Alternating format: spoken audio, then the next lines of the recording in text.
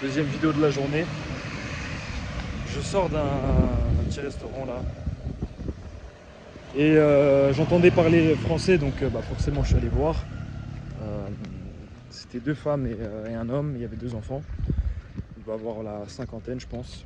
Et ils sont installés ici, là au Vietnam.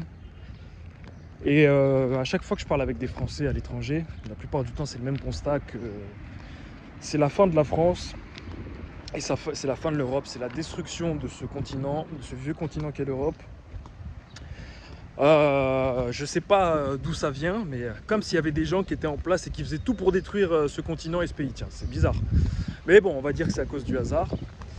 Et de toute façon, c'est pas la question, mais vidéo très rapide, s'il vous plaît, s'il vous plaît, s'il vous plaît. Si vous vous sentez bien en France et en Europe, restez, il n'y a pas de souci. Mais pour les gens qui se sentent mal, qui trouvent que c'est la dégringolade, qui doutent sur le fait qu'il y ait un avenir en France ou en Europe, allez voir ailleurs s'il vous plaît. N'attendez pas que ça pète devant vos yeux. Tentez votre chance ailleurs, allez voir ce qui se passe ailleurs. Le monde est vaste, il y a des opportunités partout. Vous êtes capable de changer de vie, vous êtes capable de changer de pays sans souci. C'est pas si dur que ça. Encore quelques années, encore aujourd'hui, il y a des gens qui font la guerre. Donc changer de pays, c'est pas si difficile. C'est 2-3 papiers. Je suis pas encore installé en Asie, mais bon, je tends vers ça. Et je vous invite vraiment à aller regarder ce que le monde propose ailleurs. Ne restez pas dans ce climat anxiogène qu'il y a en France. Vous gâchez votre potentiel et votre personne. Et vous pouvez être une personne totalement différente si vous changez d'environnement. Chaque pays a ses problèmes, hein, je dis pas. Mais encore une fois, la France, il n'y a pas d'effort qui est fait. La prévision sur 5-10 ans, franchement, personnellement, je le sens très mal pour ce pays et le continent européen. Et quand tu vois les efforts que fournissent les autres pays pour développer leur pays, tu as l'impression qu'il y a un futur. Quand tu regardes la Thaïlande, tu regardes le Vietnam, et je suis sûr que c'est la même chose pour beaucoup de pays d'Asie, tu sens que les gouvernements font tout pour que le pays se développe et s'améliore. Et c'est plus le cas en France. J'étais pas né dans ces années-là, mais j'ai l'impression que dans les années 60, 70, même peut-être 80, la France c'était l'Eldorado. Et aujourd'hui c'est plus le cas malheureusement, pour beaucoup de raisons. Et je ne suis pas là pour parler des raisons, on pourra en parler plus tard dans d'autres vidéos. Mais ce n'est pas de la lâcheté de quitter son pays quand son pays nous a totalement abandonnés, parce que la France a abandonné son peuple, totalement. Et le peuple s'est abandonné aussi. Je suis du genre à dire qu'il ne faut pas se trouver des excuses à chaque fois et qu'on est responsable de tout ce qui nous arrive. Donc ce qui se passe en France, je ne peux pas jeter la pierre sur le ou les gouvernements.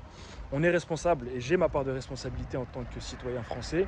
On est tous responsables d'avoir laissé faire des gens qui ne voulaient ou ne veulent pas le bien du pays et de leurs citoyens, et de les avoir laissés au pouvoir et de les avoir laissés faire ce qu'ils voulaient faire sans payer le prix de leurs actions. Donc écoutez, c'est comme ça, on s'est fait avoir, on s'est fait berner, on s'est fait bercer, et puis on se retrouve tous dans la merde, dans un climat où les gens ne se parlent plus, il n'y a plus aucune communication, on ne se respecte plus, on ne se regarde plus dans les yeux, et il n'y a plus de sourire, il n'y a plus rien.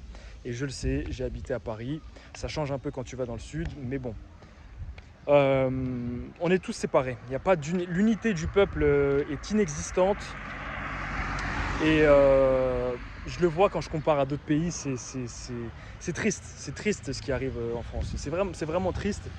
Mais bref, pour ceux qui se disent qu'ils n'ont pas le temps de chialer, moi ça fait un moment que je me suis fait une raison par rapport à tout ça, et Dieu est grand, ce qui doit se passer se passera, et ce qui doit arriver arrivera. Donc si tu es jeune, ou moins jeune, peu importe, mais que tu as envie de voir autre chose, que tu te sens pas bien en France, s'il te plaît, mets un peu d'argent de côté.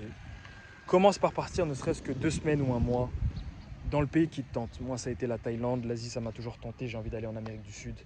Et putain, mais regarde, gros. Je suis au Vietnam. Hein. Je viens de manger dans un resto à côté pour 5-6 euros, je crois. Je me suis blindé le bide, enfin bref. J'ai l'impression d'être dans Desperados Wives, en mieux, tu vois, avec les montagnes derrière et tout ça. Enfin, Et la France, c'est magnifique aussi, hein. Il n'y a pas de souci, hein. On a un pays magnifique, mais la gestion du pays, elle est à vomir. Et les gens, on est devenus exécrables en France. Je me mets dans le panier, mais on n'a plus de savoir-vivre, plus rien. Donc s'il te plaît, si tu tombes sur cette vidéo, c'est un signe que tu dois quitter la France. Voilà, ça sera le titre de cette vidéo. Si tu tombes sur cette vidéo, bouge, quitte la France, va voir ce qui se passe ailleurs. Si tu veux rentrer en France, tu dis que c'est chez toi, tant mieux. Tu réinstalles-toi là-bas ou reste là-bas.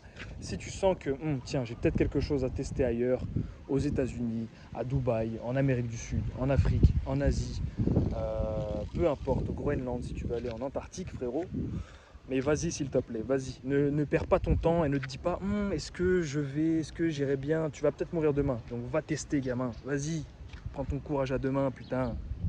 Prenez soin de vous, prenez soin de vos proches, que Dieu vous bénisse. Bisous.